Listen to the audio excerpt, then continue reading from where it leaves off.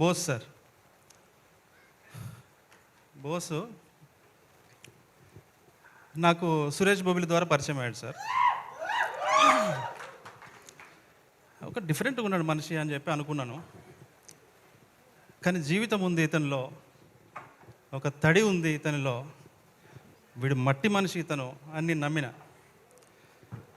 ఒకరోజు నన్ను కలవడానికి ఖమ్మం నుంచి వచ్చాడు. అన్న, ఖమ్మం నుంచి వచ్చిన అన్న, బస్ దిగిన అన్న, ఆఫీస్కి రమ్మంటారా అన్న అన్నాడు. ఆఫీస్కి వచ్చేసే అన్న. ఆఫీస్ మళ్ళీ కాసేపు తర్వాత ఫోన్ చేశాడన్న. అన్న, ఫిలిం నగర్ వచ్చిన అన్న, ఆఫీస్కి రావచ్చా అన్న అన్నాడు భయంగా. అరే వచ్చేరా, రమ్మన్నా కదా అన్న. గేట్ దగ్గరికి వచ్చిన, ఆఫీస్ లోపలికి రావచ్చా అన్నాడు. ప్రామిస్ సార్, అడగండి కావాలండి. గేట్ దగ్గరికి వచ్చిన, ఆఫీస్కి రావచ్చా అన్న అన్నాడు. రమ్మన్నా. రిసెప్షన్లో ఉన్నా అన్న, లోపలికి రావచ్చా అన్న అన్నాడు. గుండె కలుక్కుమన్నా సార్. ఎందుకంటే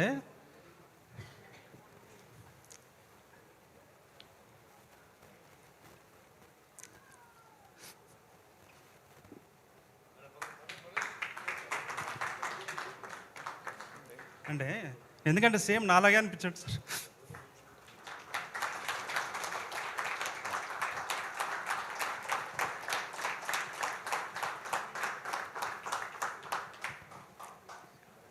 అంటే ఆ ఇన్నోసెన్స్, అంటే సేమ్ నేను కూడా ఒక ఫియర్ ఆఫ్ రిజెక్షన్తో, ఇన్ఫీరియారిటీ కాంప్లెక్స్తో కంటెంట్ పెట్టుకొని కూడా బాధపడుతుండేవాను సార్. డైరెక్టర్ ముందుకు నాకు అనిపించాడు సార్. మనోడు ఎంత ఇన్నోసెంట్ అంటే సార్, మేము ఒకరోజు బట్టలు కొనుక్కుందామని పోయినాం సార్. షాప్కి వెళ్ళాం. మనోడు షాపింగ్ చేశాడు. ఒక షర్ట్, ఒక ప్యాంటు కొన్నాడు. కొన్న తర్వాత కౌంటర్ దగ్గరికి వెళ్ళాం. 10,000 అన్నాడు. ఏదన్నా 10,000 అన్నా అంగిలాకి? వద్దు ఏందన్నా, అదేమో బ్రాండ్ బేసిక్స్ బ్రాండ్ ఉంటుంది కదా.